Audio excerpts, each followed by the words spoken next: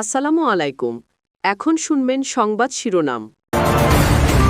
টাঙ্গাইলের কালীহাতীতে ট্রেনে কাটা পড়ে নিহত ৫ জনের পরিবারের শোকের মাতম। গ্রামের বাড়ি গাইবান্ধার সাদুল্লাপুরে চলছে দাফনের প্রস্তুতি। সরবরাহ ঠিক রাখতে সাপ্তাহিক ছুটির দিনেও খোলা তেলের ডিপো। আমদানি করা জ্বালানি নিয়ে একের পর এক জাহাজ আসছে চট্টগ্রাম বন্দরে। রাজশাহী মেডিকেলে শিশুদের আইসিইউ সংকট। অপেক্ষায় থাকতে থাকতে 2 সপ্তাহে মৃত্যু 44 জনের। রংপুর ও খুলনা বিভাগ থেকেও রেফার করায় বাড়ছে চাপ। দা পানি গবেষণা কেন্দ্রে ইসরায়েল ও যুক্তরাষ্ট্রের যৌথ হামলা। সৌদি আরবে মার্কিন বিমান ঘাঁটি লক্ষ্য করে পাল্টা জবাব ইরানের। এতক্ষণ শুনছিলেন সংবাদ শিরোনাম, এবার বিস্তারিত। টাঙ্গাইলের কালীহাতীতে ট্রেনে কাটা পড়ে নিহতদের জানাজা হবে গ্রামের বাড়ি গাইবান্ধার সাদুল্লাপুরে। জানাজার পর ধাপেরহাট ইউনিয়নের নিজপাড়া এলাকায় পারিবারিক কবরস্থানে তাদের সমাহিত করা হবে। নিহতরা হলেন নার্গিস আক্তার, তার ছেলে নীরব, নার্গিসের বেআইন দোলা বেগম, সুলতান মাহমুদ এবং তার চাচাতো বোন রিফা রিসা। তাদের মৃত্যুতে এলাকায় নেমে এসেছে শোকের ছায়া। নিহতদের বাড়িতে চলছে শোকের মাতম। গত রাতে ঈদের ছুটি শেষে বাসে করে ঢাকা ফিরছিলেন তারা। টাঙ্গাইলের ধলা ট্যাঙ্গর এলাকায় পৌঁছালে বাসের তেল শেষ হয়ে যায়। এ সময় বাস থেকে নেমে ঢাকা টাঙ্গাইল যমুনা সেতু মহাসড়কের পাশে রেল লাইনে বসে গল্প করছিলেন তারা। এরই মধ্যে সিরাজগঞ্জ এক্সপ্রেস ট্রেন ওই এলাকা অতিক্রম করে। কিছু বুঝে ওঠার আগেই ট্রেনে কাটা পড়েন 5 জন। নিহতদের দাফনের প্রস্তুতি ইতিমধ্যেই শুরু হয়ে গেছে। আমরা এই মুহূর্তে নিহত নার্গিস বেগম ও তার শিশু সন্তান নীরবের জানাজার নামাজেই দাঁড়িয়েছিলাম। এই মুহূর্তে তার জানাজা নামাজ অনুষ্ঠিত হবে এবং এখানে মরদেহ নিয়ে আসা হয়েছে। মরদেহ নিয়ে এসে জানাজা নামাজের প্রস্তুতি চলছে। তার আগে এখানকার মুসল্লি এবং ইমাম সাহেব যিনি রয়েছেন তিনি আসলে নিহত নার্গিস বেগম এবং তার শিশু সন্তানের দোয়া চেয়ে সবার কাছে দোয়া চাচ্ছেন, সেটি আসলে অনুষ্ঠিত হচ্ছে। এরপরে এখানে জানাজা নামাজ অনুষ্ঠিত হবে। জানাজা নামাজের পরেই বাড়ির পাশে যে কবরস্থান রয়েছে সেই কবরস্থানে মা ছেলেকে একসঙ্গেই কিন্তু দাফন কার্য হবে। আসলে মা ছেলে যেমন একসঙ্গেই মৃত্যুবরণ করেছেন এবং না ফেরার দেশে চলে গিয়েছেন, তারা আবার একই সঙ্গেই সেই কবরে শায়িত হচ্ছেন এবং সেই কবরেই তারা চিরশায়িত হবেন। এবং এই নার্গিস বেগমের আর শিশু সন্তান নীরবের মরদেহ দাফন যেমনটি প্রস্তুতি চলছে, এর কিছুক্ষণ আগে সুলতান মাহমুদ তার জানাজা নামাজ হয়েছে এবং তার মরদেহ তার পরিবারের যে পারিবারিক যে কবরস্থান রয়েছে জানাজা শেষে সেখানে কিন্তু সেই মরদেহ দাফন করা হয়েছে। পাশাপাশি বলে রাখি যে তার চাচাতো বোন ডিফার মরদেহ। জ্বালানি সরবরাহ ঠিক রাখতে সাপ্তাহিক ছুটির দিনেও খোলা রয়েছে জ্বালানি তেলের ডিপো। রাষ্ট্রায়ত্ত পদ্মা, মেঘনা ও যমুনা কোম্পানি তাদের ডিপো থেকে সরবরাহ করছে জ্বালানি তেল।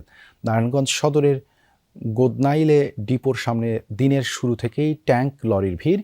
সকাল থেকে শুরু হয় ডিপো থেকে তেল উত্তোলন। একই চিত্র খুলনা ও সিরাজগঞ্জের তেলের ডিপোর। তবে পাম্প মালিক ও ডিলাররা অভিযোগ করেছেন চাহিদা অনুযায়ী তেল মিলছে না। যে পরিমাণ জ্বালানি সরবরাহ করা হচ্ছে তা চাহিদার তুলনায় খুবই কম। আমদানি করা জ্বালানি তেল নিয়ে একের পর এক জাহাজ আসছে চট্টগ্রাম বন্দরে।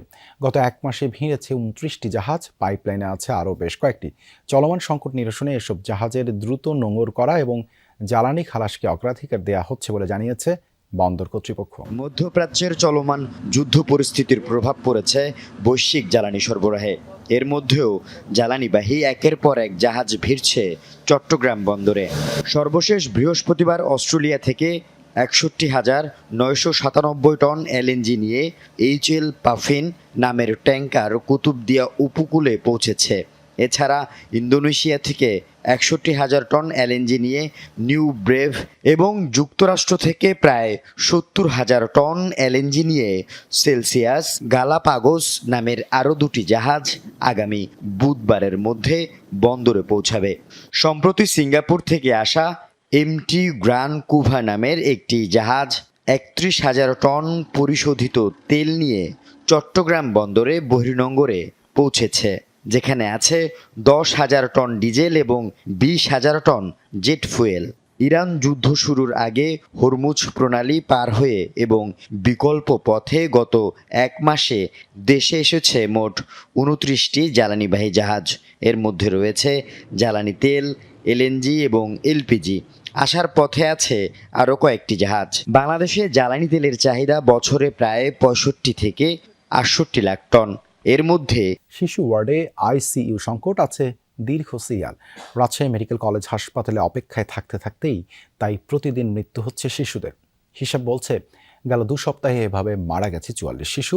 রংপুর ও খুলনা বিভাগের সরকারি হাসপাতালগুলোতে শিশুদের পর্যাপ্ত আইসিইউ সুবিধা না থাকায় গুরুতর রোগীদের রামেক হাসপাতালে পাঠানোয় চাপ বেড়েছে। পরিস্থিতি মোকাবেলায় শিশু আইসিইউ সংখ্যা বৃদ্ধির তাগিদ বিশেষজ্ঞদের। এছাড়া মাঝপথে থেমে থাকা বিশেষায়িত শিশু হাসপাতালের কাজও সম্পন্ন করা জরুরি বলে মনে করেন তারা। সন্তানের নিথর দেহে পাগলের মতো চুমু খাচ্ছেন বাবা মা। চোখের সামনে সন্তানের এমন বিদায় মেনে নিতে পারছেন না তারা। গুরুতর অবস্থায় 3 দিন ধরে আইসিইউ এর জন্য এক দীর্ঘ অপেক্ষা। কখন আইসিইউতে একটা সিট খালি হয়। কিন্তু সিরিয়াল আসার আগেই শুক্রবার অসহায় বাবা মায়ের চোখের সামনে মৃত্যুর কোলে ঢলে পড়ে 8 মাসের শিশু আব্দুর রহমান। হাম ও নিউমোনিয়ায় আক্রান্ত শিশু আব্দুর রহমানকে গত 1 মাস আগে রামেক হাসপাতালে ভর্তি করে রাজশাহীর দুর্গাপুর উপজেলার কৃষক বাবা মাসুদ রানা। 1 মাস 3 দিন পরে মারা গেছে বুকের ধন। রামেক হাসপাতালে শিশুদের আইসিইউ নিয়ে এই সংকট তীব্র হয়ে উঠেছে। শিশুদের নিয়ে অপেক্ষামান অভিভাবকরা উদ্বিগ্ন। রাজশাহী মেডিকেল কলেজ হাসপাতালের 3টি ওয়ার্ড মিলে শিশু শয্যার সংখ্যা 120টি, যার বিপরীতে প্রতিদিন ভর্তি হচ্ছে 6 থেকে 800 জন শিশু। 40 শয্যার একটি আইসিইউ ওয়ার্ড থাকলেও এর মধ্যে 12টি শয্যা প্রাপ্তবয়স্কদের জন্য, 16টি জেরিয়াট্রিক রোগীদের জন্য আর মাত্র 12টি শয্যা শিশুদের জন্য নির্ধারিত। তাই চিকিৎসকরা এক প্রকার অসহায় হয়ে পড়েছেন। চিকিৎসকরা জানান, রংপুর আর খুলনা বিভাগের সরকারি হাসপাতালগুলোতে শিশুদের পর্যাপ্ত আইসিইউ সুবিধা না থাকায় অতিরিক্ত চাপ বেড়েছে রামেক হাসপাতালে। হাসপাতাল কর্তৃপক্ষ বলছে, অতিরিক্ত চাপের কারণে আইসিইউ এর সংখ্যা বৃদ্ধি। সৌদি আরবে যুক্তরাষ্ট্রের ঘাঁটি লক্ষ্য করে জোরদার হামলা চালিয়েছে ইরান। আহত কমপক্ষে 12 মার্কিন সেনা, এদের মধ্যে 2 জনের অবস্থা আশঙ্কাজনক। ক্ষতিগ্রস্ত হয়েছে বেশ কয়েকটি রিফুয়েলিং এয়ারক্রাফট। এ নিয়ে ইরানের হামলায় মধ্যপ্রাচ্যের বিভিন্ন ঘাঁটিতে 3 শতাধিক মার্কিন সেনা আহত হয়েছেন, নিহত হয়েছেন 13 সেনা। ইসরায়েলের বিভিন্ন স্থানেও হামলা চালিয়ে যাচ্ছে ইরান। তেল আবিবে মিসাইলের আঘাতে ক্ষতিগ্রস্ত হয়েছে একাধিক আবাসিক ভবন ও দোকানপাট, প্রাণ হারিয়েছে 1 জন, আহত 4 জন। পশ্চিম তীরে হেব্রন সহ কয়েক জায়গায় আকাশে দেখা গেছে ইরানের মিসাইল। ইরানেও অভিযান অব্যাহত রেখেছে যুক্তরাষ্ট্র। ইসরায়েল পরমাণু স্থাপনার পর শুক্রবার বড় ধরনের হামলা চালিয়েছে তেহরানের খোন্দা পানি গবেষণা কেন্দ্রে। জানজানে যুক্তরাষ্ট্র ইসরায়েলের যৌথ হামলায় নিহত হয়েছেন 5 জন, আহত 7 জন। মধ্যপ্রাচ্যে উত্তেজনা যখন তুঙ্গে, তখন সবচেয়ে বড় প্রশ্ন, ইরানের হাতে আর ঠিক কতটা শক্তি আছে যুদ্ধ জয়ের জন্য। বিশ্লেষকরা বলছেন, তেহরানের তুরুপের তাস ব্যালিস্টিক মিসাইল যা বদলে দিয়েছে যুদ্ধের হিসেব নিকেশ। 2000 কিলোমিটার পর্যন্ত রেঞ্জের এই অস্ত্রের পর্যাপ্ত মজুত রয়েছে বলে দাবি ইরানের। এমনকি মধ্যপ্রাচ্যের সবচেয়ে বেশি ব্যালিস্টিক মিসাইল রয়েছে তাদের সমর ভাণ্ডারেই, যেগুলোর ভূমধ্যসাগরীয় এলাকার গণ্ডি পেরিয়ে ইউরোপে আঘাতের সক্ষমতাও রয়েছে। উৎক্ষেপণের পর মাঝ আকাশে সাপের ফনার মতো গতিপথ নিয়ে এগিয়ে যায় এই ব্যালিস্টিক মিসাইল, যার নাম সিজিল। 2 ধাপে গতি সঞ্চার করে মিসাইলটি। ওড়ার সময় ক্ষেপণাস্ত্রটি তার দিক পরিবর্তন করতে পারে বলে উড়ন্ত অবস্থায় এটিকে দেখতে অনেকটা সাপের ফনার মতো লাগে।